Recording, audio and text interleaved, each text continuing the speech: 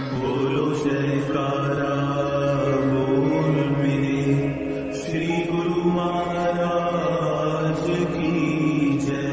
श्री सद्गुरुदेव भगवान की जय। गुरुमुखो, प्रत्येक व्यक्ति सफाई को ही पसंद करता है। संसार में कोई भी मनुष्य ऐसा न होगा जिसको गंदगी से प्रेम तथा सफाई से घृणा हो।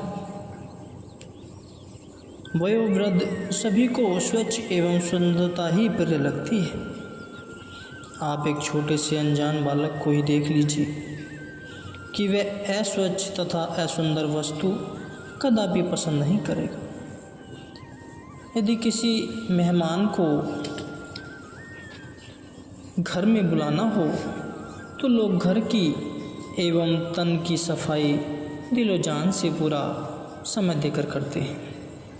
इसका कारण तो केवल यही होता है कि आया हुआ मेहमान यह न सोचे कि उसके घर में सफाई नहीं है या ये लोग साफ नहीं रहते।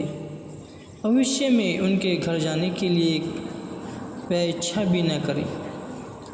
परंतु यह सब तो दुनिया में बाहरी सफाई करने तथा शान या इज्जत बनाने के साधन हैं। किंतु विचार यह करना है कि क्या मनुष्य संसार में केवल बाह्य शान इज्जत बनाने के लिए अथवा ऊपरी सफाई रखने के लिए आया है या मालिक की दरगाह में भी इज्जत पाने के लिए आया है। संत महापुरुष तो फरमाते हैं कि मनुष्य प्रभु भक्ति करके मालिक को प्राप्त करने के लिए ही संसार में आया है। इसके लिए बाह्य सफाई की इतनी अहमियत नहीं है, अपितु मन की सफाई करने पर ही वह जोर देता है।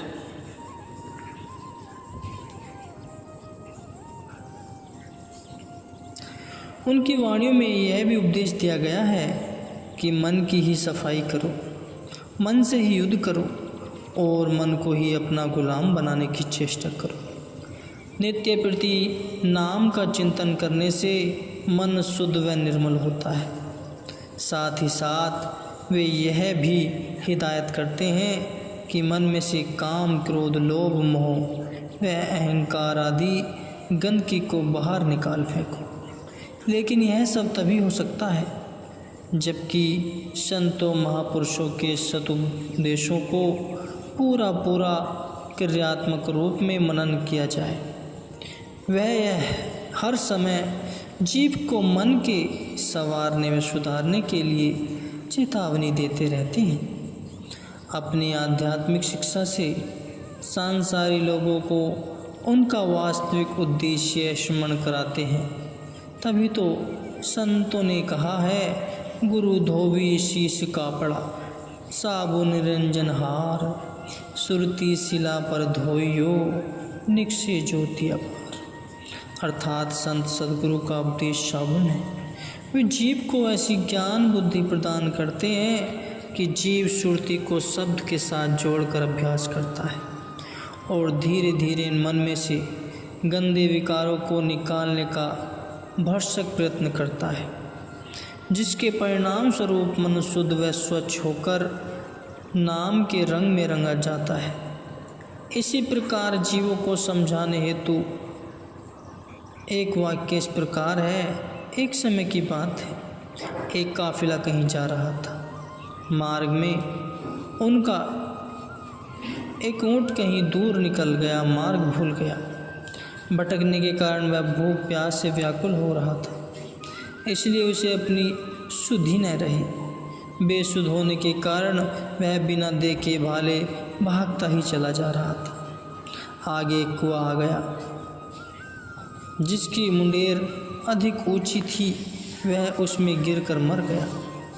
समीप ही एक गांव था। उस गांव के निवासी इसी कुएं का पानी प्रयोग में लाते थे।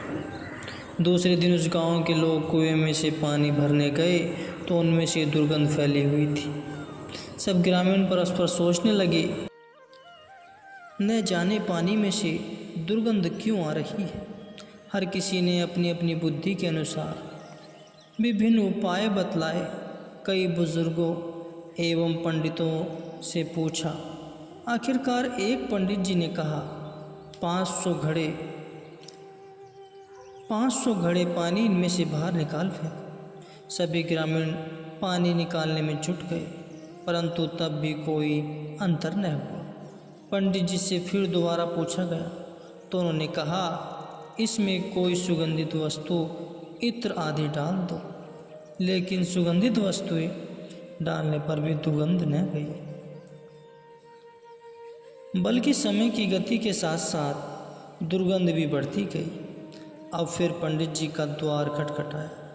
जहाँ तक उनकी बुद्धि सीमित थी, उन्होंने उसी के अनुसार उपाय भी बतलाना था। पुनः पूछने पर उन्होंने कहा कि अब की बार इसमें गंगा जल डाल दो। लोगों को यह विश्वास था कि अब तो अवश्य दुर्गंध काफी दूर हो जाएगी, लेकिन कहाँ, वह तो घटने का नाम ही नहीं लेती थी। सभी ग्राम निवासी चिंतित हो गए कि यहाँ अन्य कोई पानी का साधन भी नहीं है, अब करे तो क्या करें। इतने में वहाँ से एक संत महात्मा जी गुजर रहे थे। सभी लोगों को हैरान, परेशान और दुखी देखकर उनसे न रहा गया।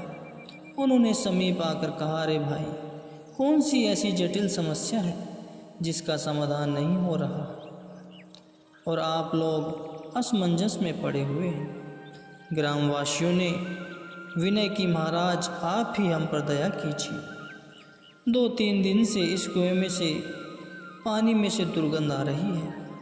इन पंडित जी के कहने पर कई उपाय किए, लेकिन यह दिनों दिन बढ़ती ही जा रही है। अब कृपा करके आप ही बतलाइए कि यह दुर्गंध कैसे दूर होगी। संत महापुरुष दूरदर्शी होते हैं। थोड़ी देर विचार करने के पश्चात उन्होंने कहा कि यह दुर्गंध कहीं बाहर से तो नहीं आ रही है। जब कुएं के अंदर ही पैदा हुई है तो पहले इसके भीतर जाकर देखो कि कोई ऐसी वस्तु तो नहीं गिरी जिसकी सड़न से दुर्गंध फैल गई हो। महात्मा जी के कथनानुसार एक व्यक्ति ने कुएं में जाकर देखा तो सचमुच एक ऊंट का मृतक शरीर पड़ा था। महात्मा जी ने कहा कि पहले इस मृतक ऊंट को बाहर निकालो, फिर कुएं का पानी निकाल कर सफाई करो। इसके बाद कुएं का पानी स्वच्छ व निर्मल हो जाएगा। अतः महात्मा जी के कथनानुसार पहले मृतक ऊंट को निकाला गया, फिर कुएं की सफाई की गई तो पानी की दुर्गंध भी जाती रही। संत महापुरुष जीव को समझाने के लिए इतनी रचना रचते हैं। इस प्रसंग से यह पता चलता है कि जीव की सुरती भी इसी प्रकार मोह माया अहंकार के विकारों से मलिन हो अपनी बुद्धि एवं विकारों के अनुसार दान, पुण्य आदि अनेक कर्म करता है, लेकिन अपने लक्ष्य को प्राप्त करने में से उसे सफलता नहीं मिलती। यह सब तो उसी भांति हुआ जैसे ग्राम निवासी ऊंट के मृतक शरीर पर इत्र, फुलेल और गंगा जल आदि डालते रहे। उनका सारा समय और परिश्रम व्यर्थ गया। इसी प्रकार मन की मलिनता को भी सत्पुरुषों द्वारा बतलाए गई युक्ति द्वारा ही दूर किया जा सकता है। उनके पास हर एक जीव के लिए हर प्रकार के साधन विद्वान रहते हैं। वे कार्य को सरल व सुगम बना देते हैं। महापुरुष यही फरमाते हैं कि काम, क्रोध, लोभ, मोह, अहंकार आदि विकारों को हृदय से निकाल कर नाम का सुमिरन करो अथवा सुरती को सद्गुरु के शब्द रूप से जोड़कर मन को स्वच्छ व निर्मल बनाकर ही लक्ष्य की प्राप्ति हो सकती है। अतः मालिक को प्राप्त करने के लिए मन की सफाई करके प्रभु नाम का सुमिरन करना नितांत आवश्यक है। जैसे रामायण में श्री रामचंद्र जी महाराज जी ने बतलाया है, निर्मल मन जन सोई मोहि पावा, मोहे कपट छल छिद्र न भावा।